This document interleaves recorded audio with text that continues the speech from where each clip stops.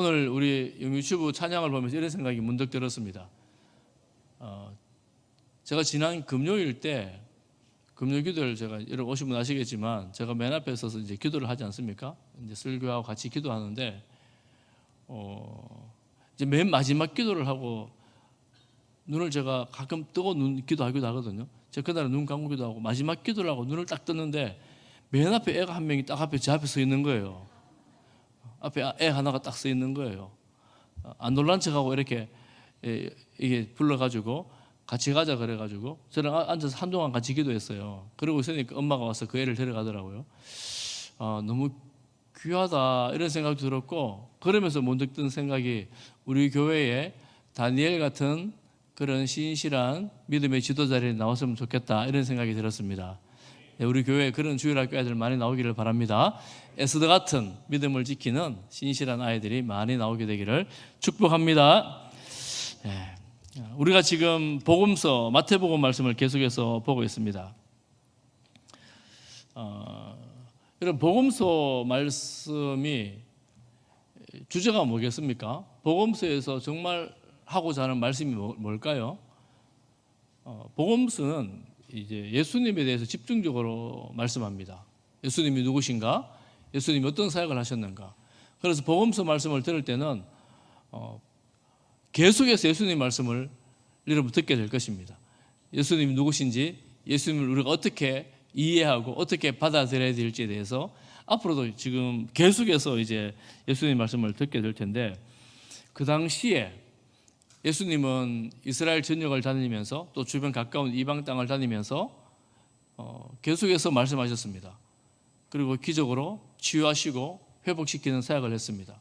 천국의 모습들을 비유로 말씀하셨고 직접 말씀하시기도 하셨고 전도하셨습니다.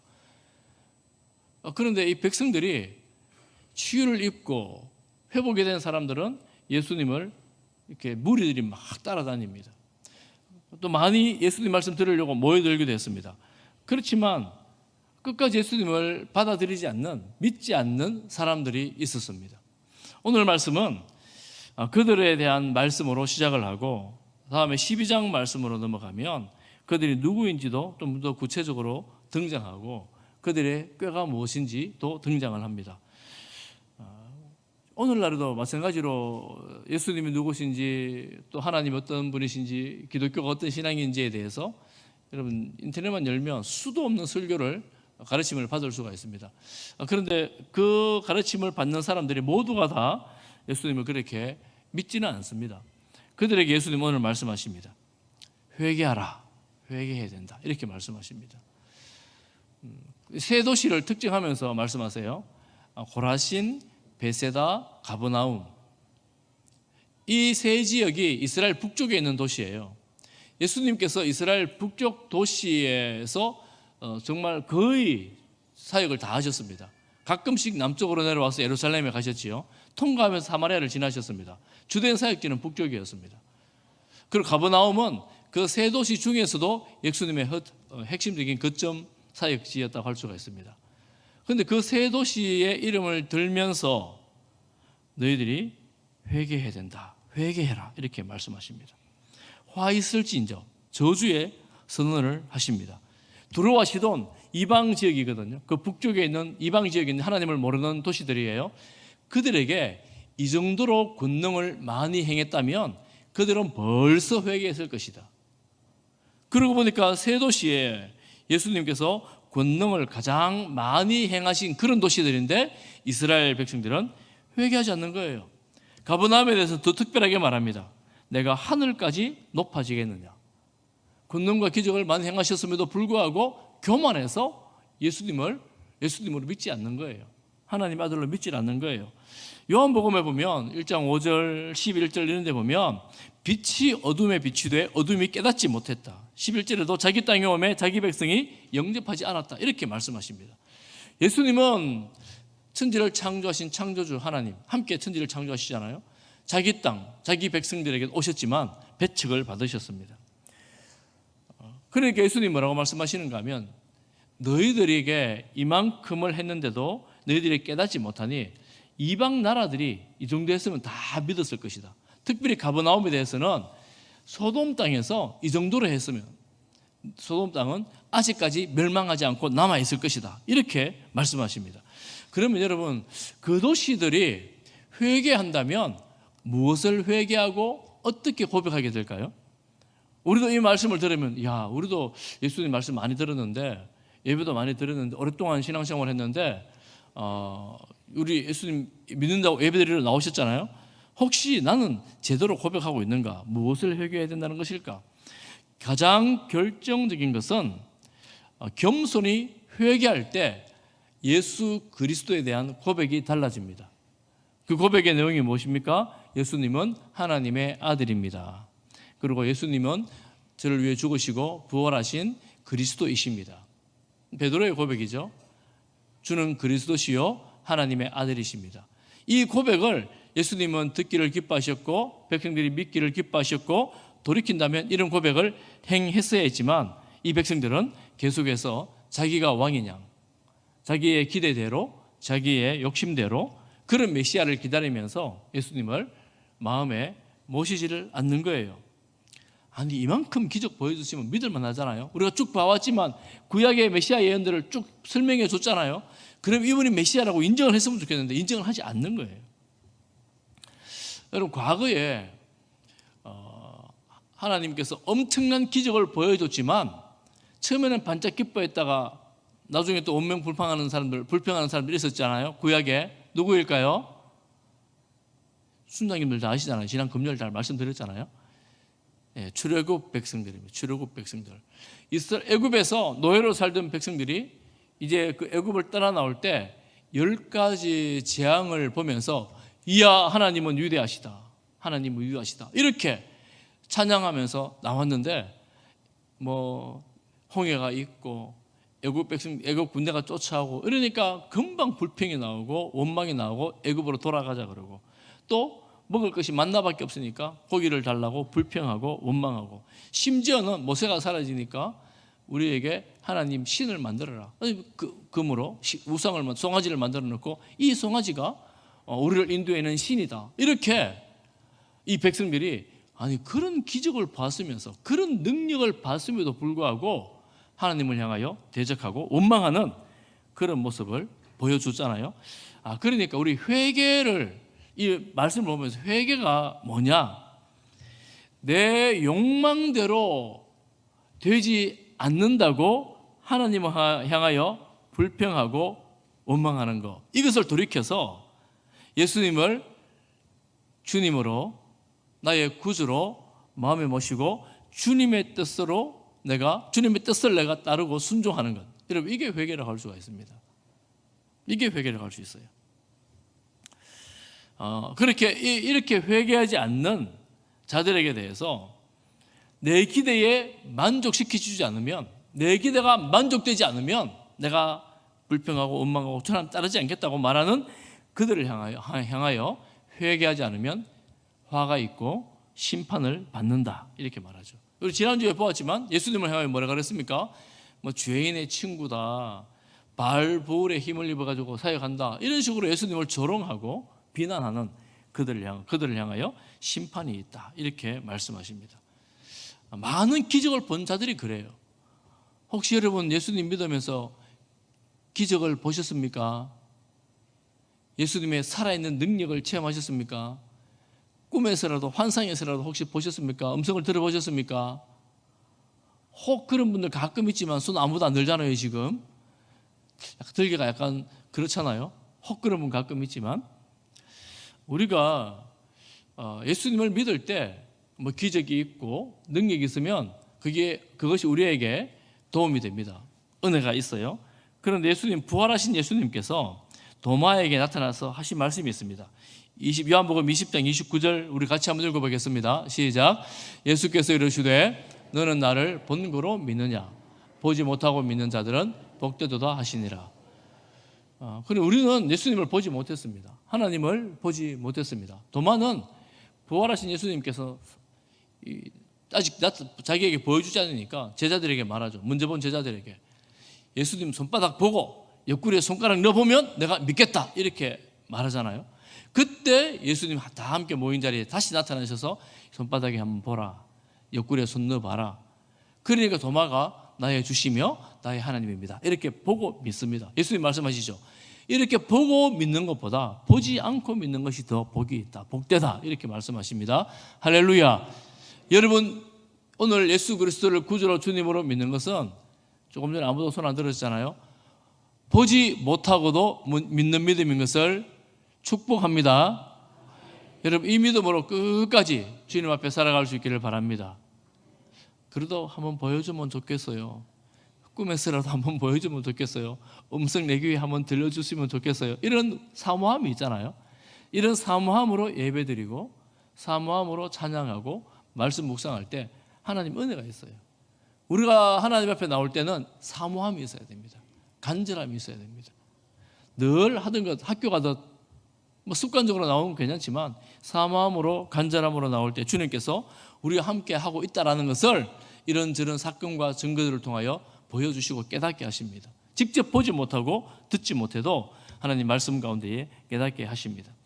이렇게 주님께서 진리를 말씀하시면서 이어지는 25절 말씀에 보면 하나님께 감사하는 내용이 나오는데 이 진리를 깨닫게 해주신 대상이 있다는 거예요. 깨닫게 해준 대상이 누구냐면 여러분 25절 말씀을 다 같이 한번 보겠습니다. 25절입니다. 시작. 그때에 예수께서 대답하여 이르시되 천지의 주제이신 아버지여 이것을 지혜롭고 설계 있는 자들에게는 숨기시고 어린 아이들에게는 나타내심을 감사하나이다.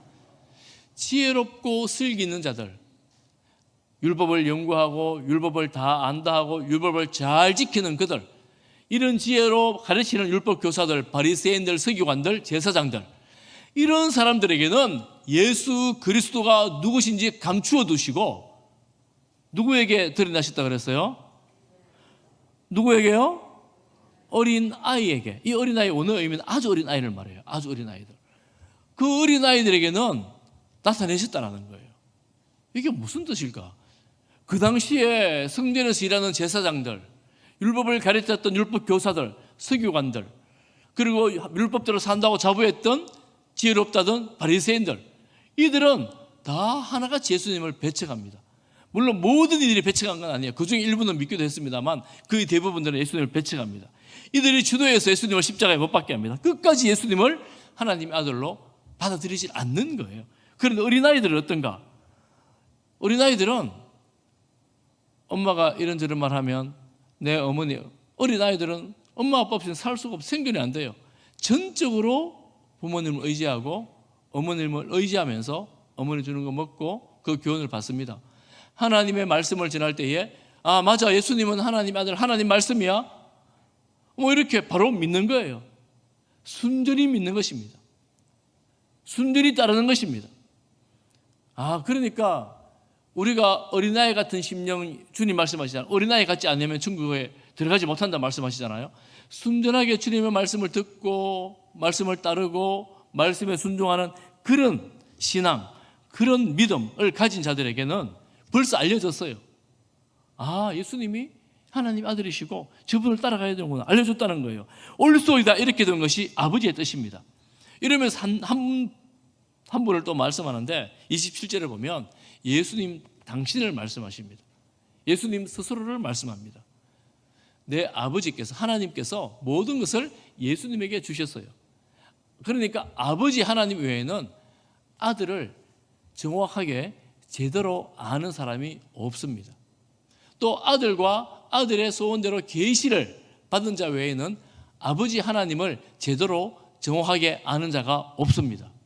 하나님과 예수님, 성부 하나님과 성자 예수님의 아주 특별하고 아주 너무나 친밀한 관계를 말합니다. 우리가 하나님을 아무리 많이 알아도 예수님만큼 많이 알 수가 없어요. 예수님을 우리가 아무리 많이 알아도 하나님만큼 예수님을 알 수가 없습니다. 예수님과 하나님은 너무너무 잘 아시고 전부를 아시고 예수님은 하나님의 말씀에 전적으로 순종함으로 하나님의 뜻 가운데에 살아가게 된 것입니다. 그러니 이 놀라운 진리의 말씀을 어린 아이들에게 나타내 보여주셨고 또한 하나님께서 예수님을 통하여 이루시고 있다 이렇게 말씀하는 거예요. 우리가 좀 그래서 생각해 볼 것은 이런 것입니다. 우리가 하나님을 알아가고 예수님을 알아가고 닮아가는 것이 신앙생활이라면 이 예수님의 좀 보여주면 얼마나 또 좀 더 자세히 잘 알겠어요. 또 예수님 가까이서 이렇게 늘 경험하면 얼마나 잘 알겠어요. 그건 잘 알 수 없어요. 그러니까 말씀을 잔뜩 남겨놓으셨어요. 말씀을. 그러면 우리는 그 저자가 없을 때 저자가 기록해 놓은 책을 보면서 그 저자가 어떤 분이신지를, 그 저자를 어떻게 따라갈지를 우리가 알 수가 있습니다. 그래서 우리는 성도는, 또 기독교 신앙은 하나님의 말씀인 성경을 통해서, 또 우리가 지금 복음서를 보지 않습니까? 이 복음서 말씀을 통하여 예수님이 어떤 분이신지, 예수님께서 어떤 사역을 하셨는지 조금씩 더 알아가고 그분을 닮아가기를 애쓰는 거예요. 이것이 성도의 삶입니다. 할렐루야. 그래서 우리 성도들은 말씀을 빼놓고서는 기독교 성도로서 예수님의 제자로서 살아갈 수가 없습니다. 하나님의 아들, 딸로 살아갈 수가 없습니다. 우리가 지금 오늘은 여러분 아까 말씀하신 것처럼 아무도 예수님을 보지 못했지만 믿음으로 이 자리에 나오셨잖아요. 믿음으로 예수님 나오신 거잖아요.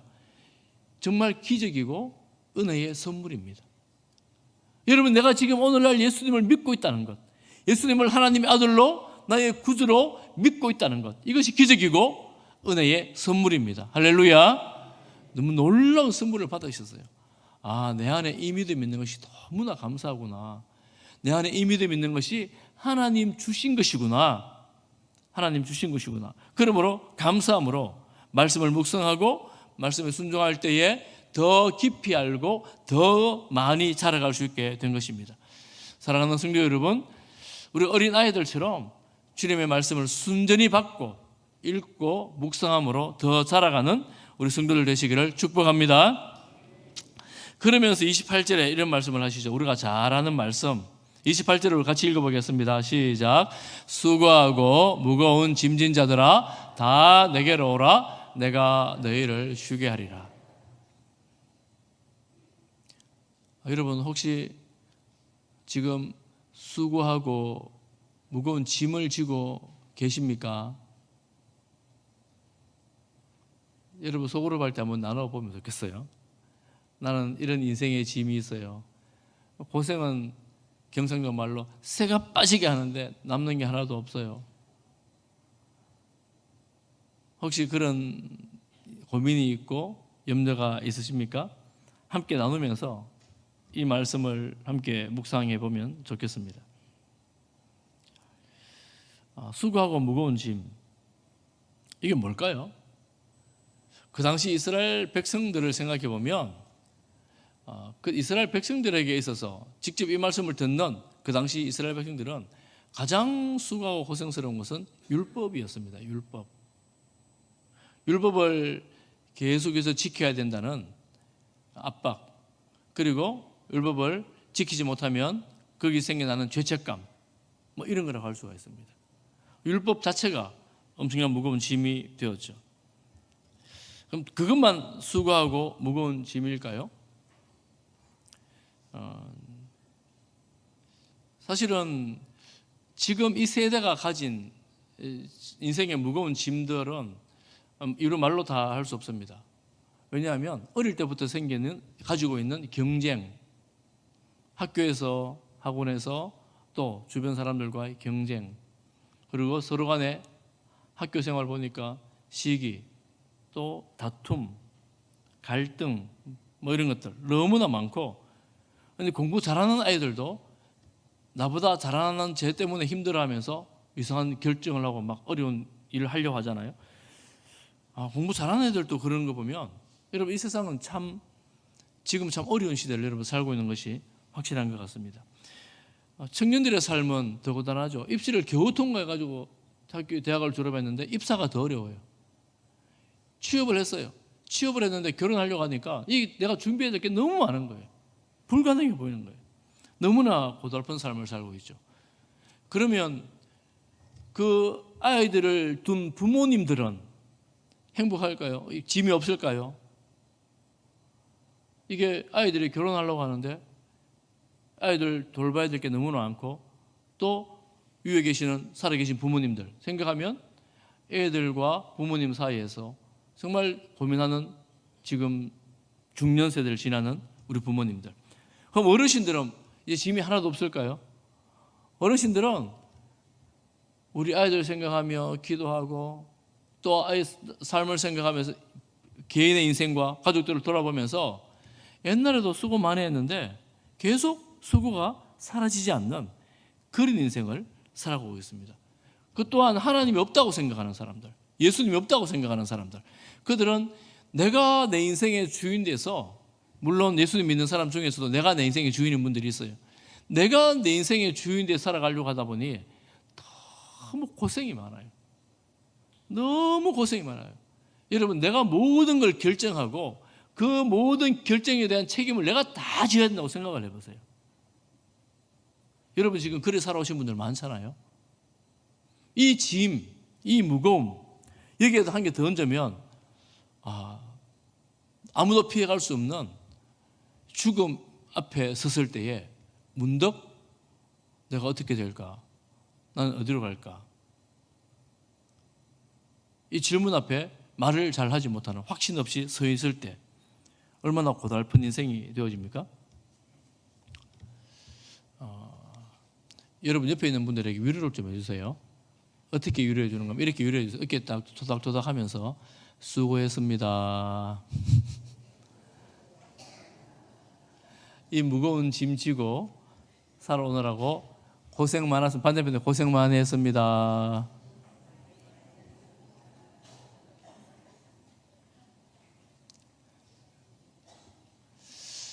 아유, 어떻게 살아오셨어요? 힘들게.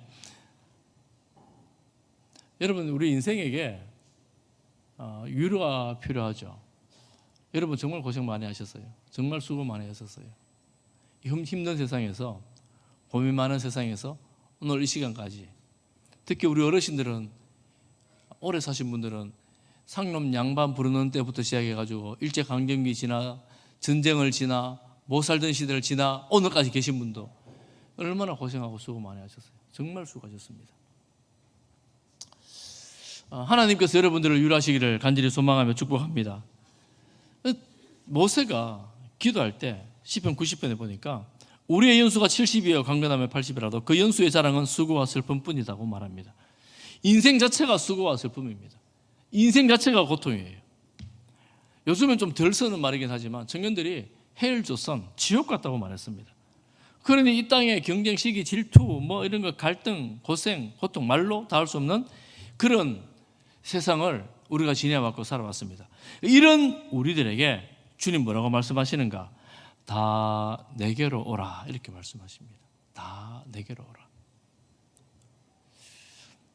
오라. 사실은 이 말은 그 당시 이 설교를 듣고 있을 유대인들에게는 도발하는 거예요.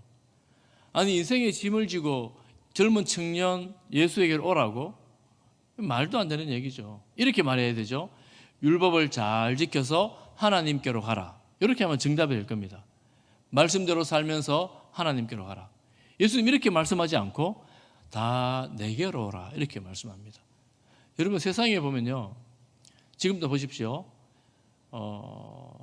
내게로 오라, 여기 와보라, 이거 한번 사용해봐라, 이런 데가 되게 많습니다. 광고 말입니다. 광고. 이거 한번 써보세요.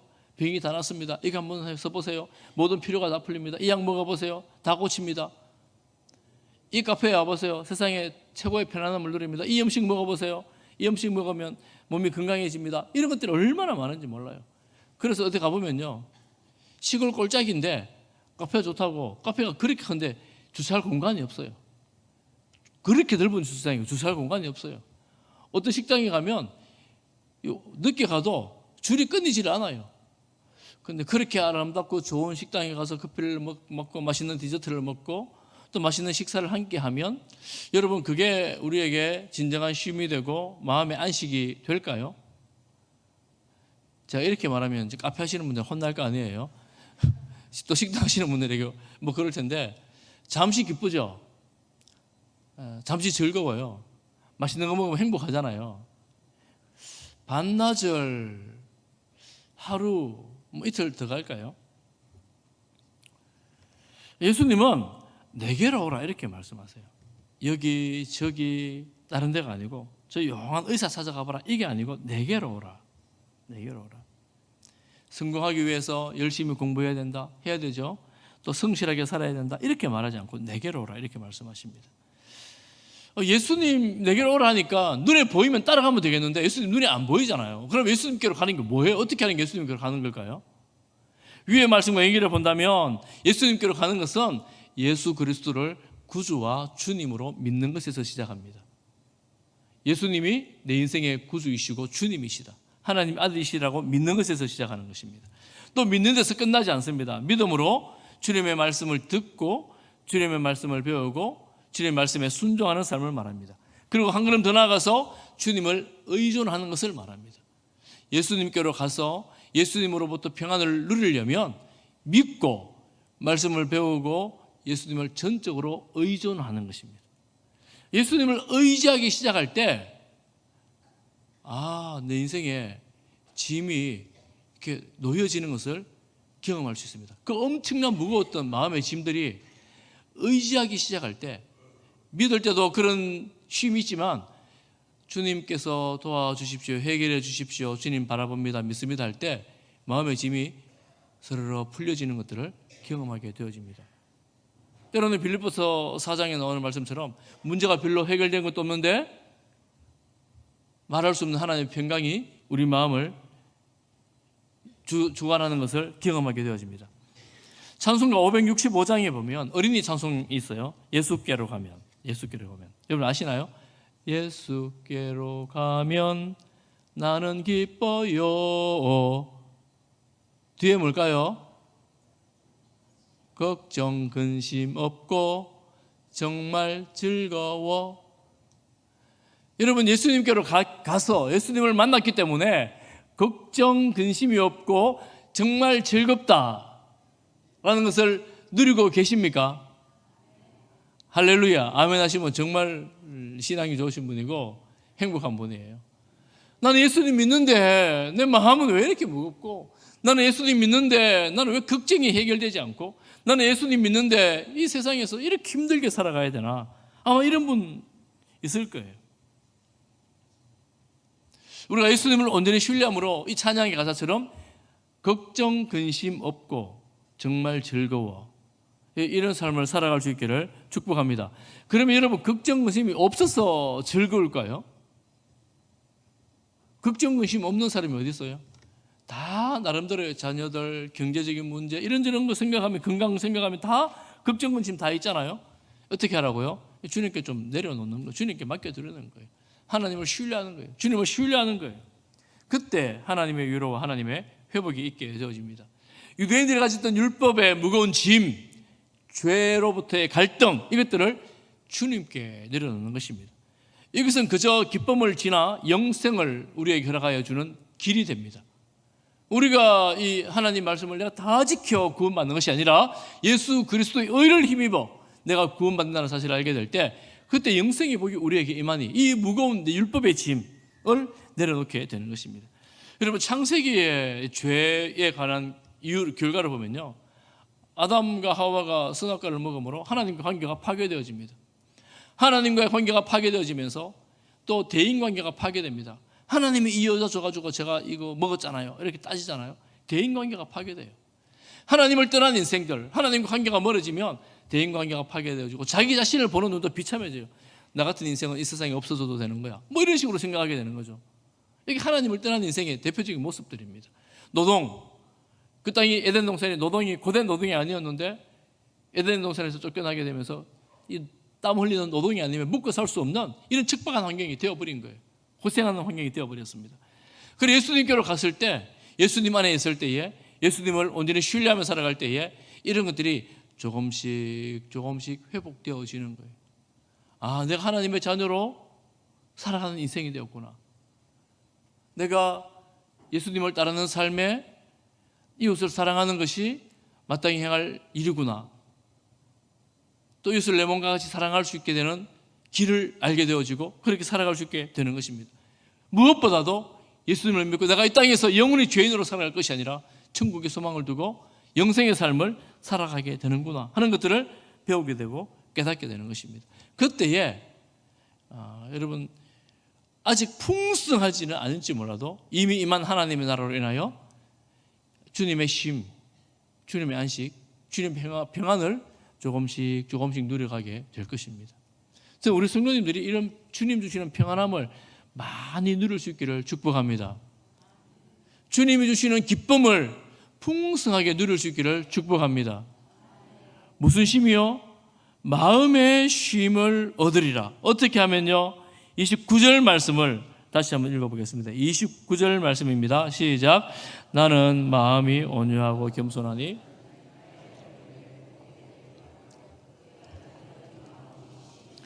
30절 말씀. 이는 내 멍에는 우리가 이제 예수님께서 쉼을 주신다 그랬잖아요. 야, 할렐루야. 예수님이 쉼을 주시니까 이제부터는 먹고 자고 놀자. 먹고 놀고 자자. 먹고 놀고 자자. 이런 먹고 놀고 자면 좋겠잖아요. 혹시 먹고 놀고 주무시는 분 계십니까? 먹고 놀고 자면 열심히 일하시는 분들 좀 쉬어야 돼요, 여러분. 먹기도 하고 놀기도 하고 잠도 좀 푹 주무셔야 돼요. 그런데 만약에 일주일 내내, 한 달 내내 먹고 자고 놀아라, 잠자라 이렇게 해서요. 이렇게 되면 어떻게 될까요? 야, 난 너무 행복한데? 이런 삶을 나 평생 살아가고 싶어. 나라는 존재는 먹고 놀고 자는 존재야. 여러분, 이렇게 되면 인생이 어떻게 될까요? 주님은 우리에게 내가 너희에게 쉼을 주겠다 이렇게 말씀하시면서 먹고 놀고 자라 이렇게 말씀하지 않습니다. 어떻게 말씀하세요? 어떻게 말씀하세요? 성경의 오늘 말씀에 나의 멍에를 메고 내게 배우라. 예수님의 멍에를 메래요. 예수님의 멍에를. 내가 내 인생의 짐의 멍에도 너무 무거운데, 여러분 멍에가 뭐예요? 소가 논밭 갈 때 이게 등에 지고 끌고 가는 게 멍에예요.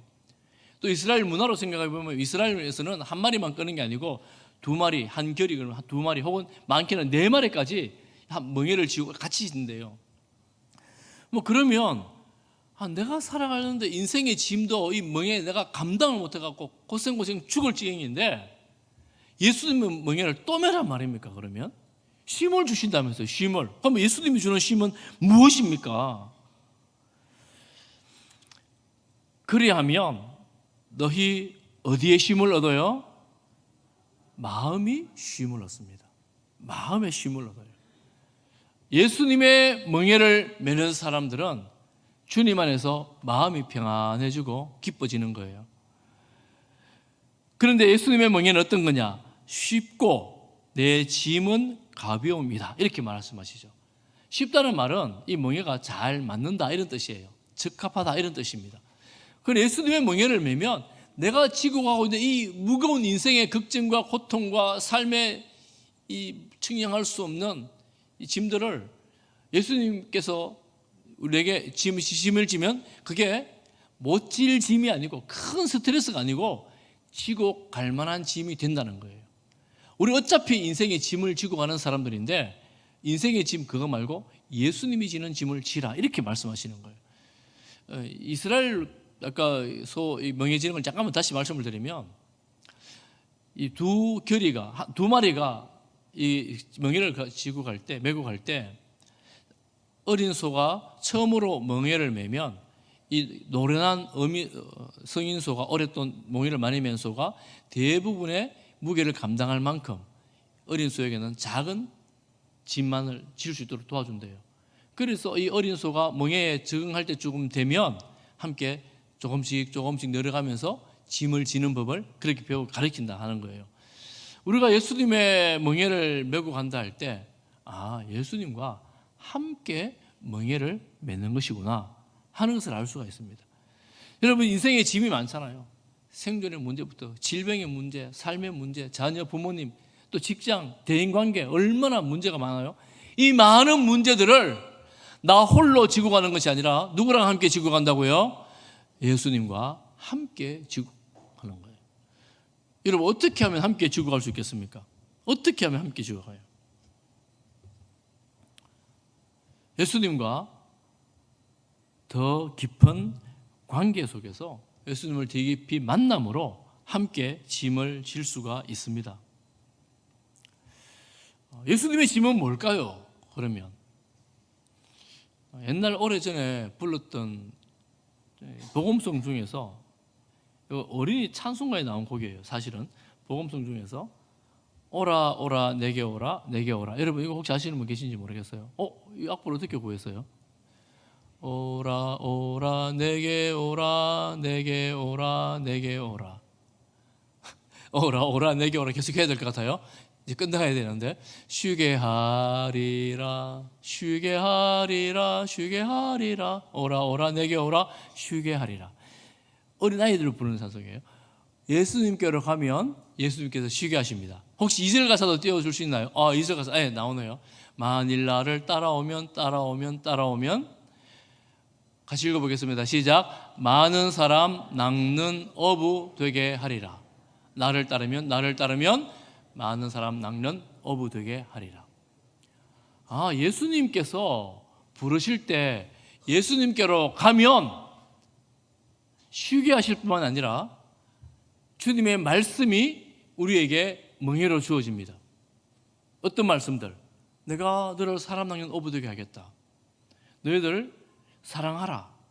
나를 따라오너라. 사랑하라. 서로 배려하고 나누고 베풀고 살아가라. 이런 말씀들입니다. 여러분 이런 말씀들을 여러분 생각을 해보면 가볍지 않아요. 증인되라, 사랑하라. 여러분 가벼운 짐입니까? 아이고 나도 내 짐이고 나도 지금 감당치 못하는 이거 무거운데 왜 가볍다고 하실까요? 왜 가볍다고 하실까요? 왜 쉽다고 말씀할까요?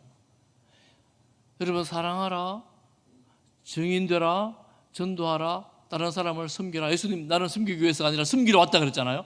섬겨라. 이런 질문, 이런 말씀들은 무거워요. 가볍지 않습니다. 그런데 가볍게 갈 수 있는 방법이 있습니다. 방법이 있는데 그게 뭐냐면 조금 전에 말씀드렸던 것처럼 주님과 함께 지는 거예요. 내가 결정하고 내 혼자서 억척같이 살아가는 게 아니라 주님 내가 이 짐 너무 무거워요. 주님 도와주십시오. 주님 어떻게 할까요? 주님 좀 가르쳐 주십시오. 주님께 질문하며 주님과 함께 지는 거예요. 주님과 함께 지고 갈 때 주님께서 짐의 의미도 깨닫게 해주시고 또한 지고 갈 힘도 주시고 주님께서 도와주심으로 그 길을 실패하지 아니하고 넉넉히 갈 수 있도록 도와주십니다. 어떤 신학자는 이렇게 말했어요. 마음의 힘이 뭔가? 마음의 힘이 뭔가? 이렇게 정리를 하더라고요. 평안과 성취와 정돈된 느낌이다. 마음의 힘이 평안과 성취와 정돈된 느낌이다. 신학자가 했는 말인데 너무 애매하고 이해가 잘 안 돼요. 제가 이 설교를 준비하면서 계속 생각을 했어요. 평안은 이해가 되지만 성취와 정돈된 느낌은 뭔가? 마음의 쉼이 없을 때 여러분 평안의 반대는 갈등입니다. 여러분 마음에 갈등이 얼마나 많아요? 가정에 갈등이 많잖아요. 도시 간에 갈등이 많습니다. 지역 간에 갈등이 있습니다. 국가 간에 갈등이 있습니다. 갈등이 커지면 다툼이 되고 다툼이 커지면 전쟁이 돼요. 주님 주시는 쉼은, 마음의 쉼은 이 갈등이 아니고 평안함입니다. 개인의 평안이 확장되어 갈 수가 있죠. 그리고 성취입니다. 여러분 성취의 반대는 실패입니다. 우리 인생들을 지금 우리 아이들에게 어른들에게 모두가 다 성공하라, 성공해라, 합격해라, 이루어라 이렇게 말합니다. 그런데 우리는 실패를 너무 많이 해요. 안 돼요. 좌절을 너무 합니다. 경쟁이 너무 심해요. 말은 제대로 되는 게 별로 없어요. 그래서 주님은 우리에게 성취를 주신대요. 성취를. 이 신학자가 그렇게 말하는 거예요. 이게 무슨 의미로 성취를 말하는 걸까? 여러분 실패할 때 우리가 오갈 데가 없어요. 마음이 오갈 데가 없어요. 숨고 싶어요. 어디 가고 싶어요. 드러나고 싶지 않아요. 그런데 주님 성취를 주신다 할 때 어떤 성취인가? 내가 세상 사람들이 모르고 용납하지 않아도 하나님께 용납되어지고 나를 아시고 나를 이해하시는 그 하나님 품에 이루어 살아가는 그 삶 자체가 우리 인생은 이미 성취되고 있는 삶이다라는 거예요. 주님 안에서 내 정체성을 발견하게 될 때 우리 인생은 실패자, 나호자 같지만 하나님은 여전히 우리를 품으시고 안아주시는 성취한 자로 봐주시는 거예요. 정돈된 느낌이라는 거죠. 세 번째는, 여러분 제가 신방 가려고 지금 신방 가도 될까요? 여러분 물으시면, 제가 물으시면 여러분 집에 지금 신방 가도 될까요? 할렐루야. 우리 권사님들에게만 신방 갈 수 있네. 전부 대부분들은 아니요, 며칠 뒤에 오세요. 지금 안 됩니다. 왜 그래요? 정리를 하고 청소를 해야 된대. 오늘 제가 권사님 물어보니까 와도 된다 이러는데, 여러분 정돈이 되면, 내 주변이 정돈이 되면 다 편안합니다. 정리가 됩니다. 우리 마음이 정리가 안 되면 어때요? 불안하기도 하고 걱정되기도 하고 이거 뭐 지저분하기도 하고 정결하지도 않고 그렇잖아요. 그러니 우리 마음의 쉼을 이런 관점에서 보면 혼란함이 멈추고 평온하게 정리된 상태, 평안과 성취와 정돈된 느낌으로 우리에게 다가오십니다. 이런 삶이 어떻게 주어지는가? 주님과 동행함으로. 내가 세상 끝날까지 너희와 항상 함께 있겠다 하신 말씀, 복음의 증인될 때에 너희가 성령으로 충만하여 권능을 받아서 복음의 증인될 때에 성령의 능력 가운데에 우리가 이런 삶을 살아갈 수 있게 되는 것입니다. 우리에게는 하나님이 약속하신 영원한 생명이 있습니다. 영원한 길이 있습니다. 생명까지도 우리에게 보여주셨고 책임져 주셨으니 우리가 주님의 멍에를 지고 가는 삶이 합당한 삶이 아니겠습니까? 여러분 삶에 나는 내 짐을 내려놓고 주님의 짐을 지고 살아가는 진정한 안식과 쉼이 있는 그런 성도로 살아갈 수 있기를 주님의 이름으로 축복합니다.